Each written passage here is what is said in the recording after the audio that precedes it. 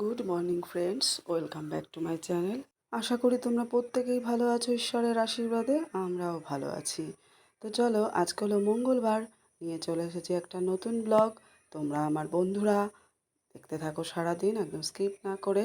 আমার একটা ব্যস্তময় দিনে সকাল থেকে রাত পর্যন্ত আমি কি কি করি আমার সংসারের জন্য, সেটাই আমি তোমাদের সাথে আজ শেয়ার করব। তো আমার বন্ধুরা অনেকেই আমাকে কমেন্ট করছো, আমার খুব ভালো লাগছে, কারণ আমি তো নতুন, তোমরা তো জানোই। আর তোমরা যেভাবে আমাকে ভালোবাসা দিচ্ছ, আমি এগিয়ে যেতে খুব মোটিভেট হচ্ছি, জানো তো। ভীষণ ভালো লাগছে, ভীষণ খুশি হয়ে কাজ করতে ভালো লাগছে। তবে কি জানো তো, ব্যস্তময় জীবনকে তুলে ধরা আরও একটু সময়, এই আমরা যারা ব্লগ করি তারা প্রত্যেকেই জানি, সংসারের কাজ যেটা আমরা ভিডিও না করলে, ব্লগটা না করলে যতটা টাইমের মধ্যে করতে পারতাম, এই ব্লগ করি বলে তার দ্বিগুণ সময় আমাদের এর পেছনে চলে যায়। আর তার বিনিময়ে যখন তোমাদের এই ভালোবাসাটুকু পাই, তখন কিন্তু এই কষ্টটা একদম লাঘব হয়ে যায়, তাই না বলো? প্রত্যেকেরই এরকমই তো মনে হয়, বলো? তো এমনি করে তোমরা আমার পাশে থেকো, এগিয়ে যেতে সাহায্য করো, কেমন? আমরা পরস্পরের বন্ধু হয়েই যেন এইভাবে এগিয়ে যেতে পারি, তাই না? একদম কিন্তু কেউ স্কিপ করো না, ফুল ওয়াচ করো, এটা আমার রিকোয়েস্ট। সবাই আমরা সবার পাশে থাকবো, এটাই আমার বন্ধুত্বের। আমরা সবাই কত দূর দূর প্রান্তে থাকি, তাই না? কিন্তু তবুও দেখো, আমরা প্রত্যেকের কত কাছের হয়ে গেছি। কেউ কাউকে চিনি না, কিন্তু আমরা ওয়াইটিতে এসে সবাই সবাইকে চিনলাম দূর দূর থেকে, তাই না? সামনাসামনি নয় কিন্তু। এটা কিন্তু মনেরই একটা ভালোবাসার টান হয়ে যায়, তাই না?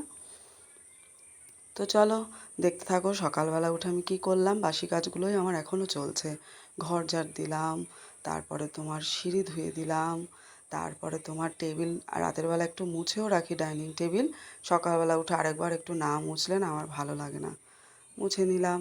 তারপরে তোমার বাসন ধুতে চলে এলাম, কারণ রাতের বেলা তো বাসন ধুই না, কারণ শুতে শুতে আমাদের এমনিই অনেক রাত হয়ে যায়। কারণ ছেলে পড়াশুনো করে, খেয়ে দিয়ে শুতে শুতে 12:30, তখন কি আর ইচ্ছে করে বাসন ধুতে, বলো? বাসনগুলো তখন কি করি, এঁটোগুলো ধুয়ে ধুয়ে আমি তো একটা বালতিতে মানে এগুলো জমাই। সকালবেলা বালতির নোংরাটা আমি বাইরে ফেলে দিই। তো ওই কারণেই থালা বাসনগুলো নোংরা এঁটো সহ আমি রাখি না, কোনো রকম ধুয়ে নিয়ে বালতিতে ফেলি, তারপরে এগুলো ভিজিয়ে রেখে দিই।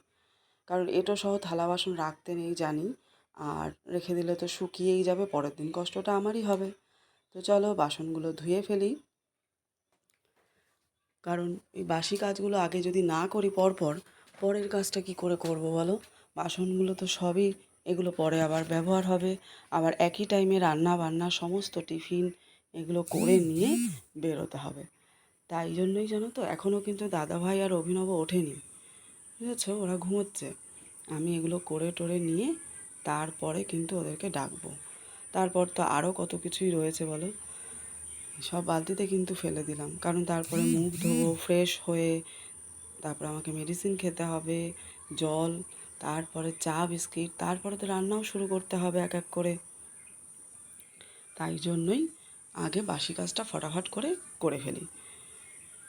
তো তোমরা সকালবেলা উঠে কি বাসি কাজ আগে করো, নাকি রাতে এই কাজগুলো করে রেখে দাও? কমেন্ট করে জানিও।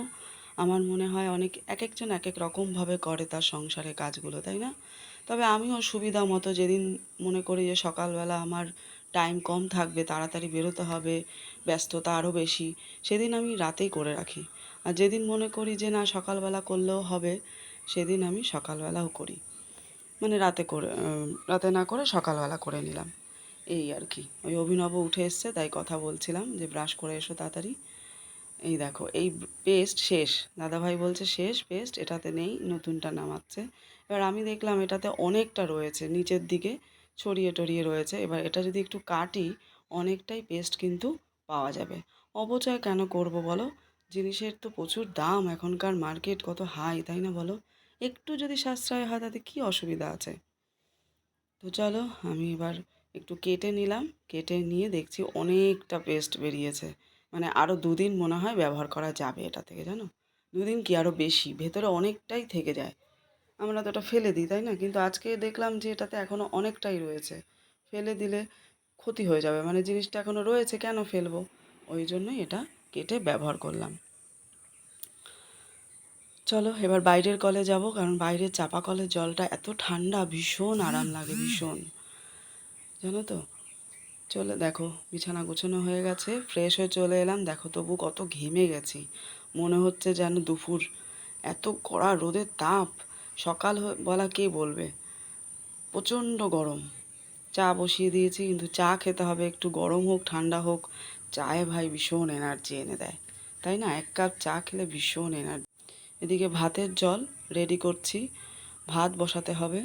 আর চায়ের কাপে জল একটু কম হয়ে গেছে, ওই জন্য একটু জল দিয়ে দিলাম, কারণ অভিনবকে একটু ফিকে চা, একদম ফিকে চা। ভাত বসাবো এবার, ভাতের জলটা রেডি করি। এই ভাতটা বসিয়ে দিলাম, কারণ ভাতটা গরম জল হতে হতে আমি এদিকে চালটাও ধুয়ে নেব। আর জল গরম হয়ে গেলে চালটা দিয়ে তারপরে চাটা একটু নিশ্চিন্তে খাবো। চা খেতে খেতে ভাতটাও ফুটে আসবে, কারণ একটু ফুটন্ত জলে চাল দিলে না ভাতটাও ভালো হয়, আর ভাতটা তাড়াতাড়িও হয়। একদম ঠান্ডা জলে চাল দিতে নেই, মা শাশুড়িরা বলতেন। তো চলো দেখতে থাকো, সারাদিন সাথে থাকো। চালটাও ভিজিয়ে রেখেছি, কিন্তু বেশি আগে ভেজাতে পারিনি, কারণ কি এখন তো বাজেই ঘড়ির কাঁটা 6:30। ওঠার সাথে সাথে চালটা অন্যদিন ভিজিয়ে দিই, আজকে আর ভেজাতে পারিনি। আর এই চালটা না একটু আগে থেকে ভেজালে নরম মতো হয়ে যায়, বুঝেই উঠতে পারছি না এই চালটা যে আগে থেকে ভেজাবো না কি তাড়াতাড়ি নামাবো। এক এক দিন এক এক রকম হয়ে যায়, জানো তো। তো চলো, চায়ের জল ফুটে এলো প্রায়, প্রচণ্ড গরম, ভালো লাগছে না। চিনি আমি অন্যদিন পরে দিই, আজকে চিনিটা আগে দিচ্ছি, যেহেতু অভিনবকে দেবো খেতে, ওই জন্য চিনিটা আগে দিয়ে দিচ্ছি।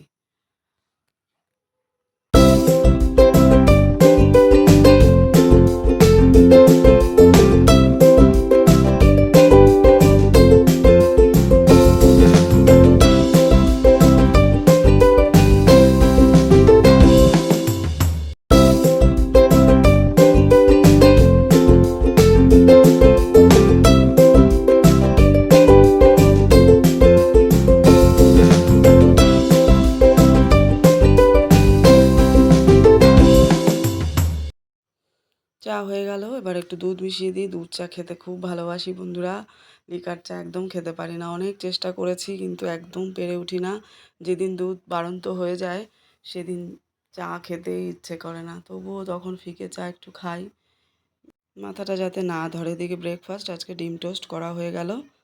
আচ্ছা এই দেখো গ্রামের পরিবেশ একটু তোমাদের দেখাই। এটা কিন্তু অনেক পরে বন্ধুরা, বিকেল 3টের পর, দুপুর 3টেই বলা যায়, 4টের পর বিকেল বলা যায়, তাই না বলো? দেখো দরকার আছে রাস্তাটা, আমাদের এই গ্রামের সৌন্দর্যটা তোমাদের শেয়ার করলাম। কি সুন্দর লাগছে আকাশটা, দেখো। তো চলো, অনেক টাইম পর চলে এলাম আমাদের এখানে যশোরের মিষ্টির দোকানে। মিষ্টি নিতে হবে, আগের দিনই চলে এলাম নিতে আজকেই, কারণ কালকে ভীষণ ভিড় হয়। জানি তো প্রতি বছর এটাই হয়, প্রচুর ভিড় হয়, ট্রেন পাওয়া যায় না, টাইম মতো বেরিয়েও 2টো ট্রেন মিস হয় এই মিষ্টির দোকানের ভিড়ের জন্য। ওই জন্য আজকেই চলে এলাম কাজ গুছিয়ে রাখার জন্য, যাতে কালকে কোনো সমস্যায় আমায় না পড়তে হয়। ফিরে চলে এলাম, মসলন্দপুরে গেছিলাম কালকের কিছু জিনিস আনার জন্য আজকেই, কারণ কালকে প্রচুর ভিড় হবে, মিষ্টির দোকান বলো জামা কাপড়ের দোকান বলো, যার জন্য আজকেই নিয়ে এলাম। এখন 8:30 পৌনে 9টা বাজতে যায়। তো চলো সাথে থাকো। নিয়ে এলাম চা পাতা, আনলাম দার্জিলিং আর দানা চা মেশানো ফ্লেভার মিশিয়ে নিয়ে এলাম। মিষ্টি নিয়ে এসেছি 2 রকম, সন্দেশ আর ম্যাঙ্গো রসগোল্লা, আর এদিকে দই। এগুলো লাগবে আগামীকাল, যার জন্য আজকেই নিয়ে এলাম। চলো আর কি কি এনেছি, এদিকে এনেছি এই দেখো একটা ব্লক সেট আমার ভাইপোর জন্য, এই শাড়িটা এনেছি মায়ের জন্য। মা নরম পছন্দ করে, জানি না কি পছন্দ হবে, একটা এনেছি সেটা চেঞ্জ করতে হলো, আগেও একটা আনা হয়েছিল চেঞ্জ করতে হলো। তো যাই হোক চলো, আর ভাইপোর জন্য বন্ধুরা চলে এলাম রান্নাঘরে রাতের ডিনারের ব্যবস্থা করতে। এখন ঘড়ির কাঁটায় বাজে রাত 11:30। ডিনার তো করতে হবে, ওদিকে অভিনবর পড়া চলছে, এদিকে একটু আম কেটে নিই। ভাতের শেষে আম খেতে খুব ভালো লাগে, তোমাদের কার কেমন লাগে অবশ্যই কমেন্ট করে জানিও। রাত আর দুপুর, আমার দুপুরে ভাত খাওয়ার হোক আর রাতে ভাত খাওয়ার পরে হোক, আম খেতে ভীষণ ভালোবাসে, সবাই ভালোবাসে। এদিকে লেবুও কেটে নিচ্ছি, ভাতের সাথে লেবুও খায় এরা দুপুরবেলা দুবেলাই। চলো ভিডিওটাও তার সাথে এখানেই শেষ করব। তোমরা সবাই ভালো থেকো, সাবধানে থেকো। আগামীকাল জামাই ষষ্ঠী, সবাইকে আগাম শুভেচ্ছা জানিয়ে রাখলাম। সবাই আনন্দ করো, সাবধানে আনন্দ করো। প্রচণ্ড গরম, সবাই খুব ঠান্ডা জাতীয় জল খাও, ঠান্ডা জিনিস খাও, শরীরটাকে ঠান্ডা রাখো।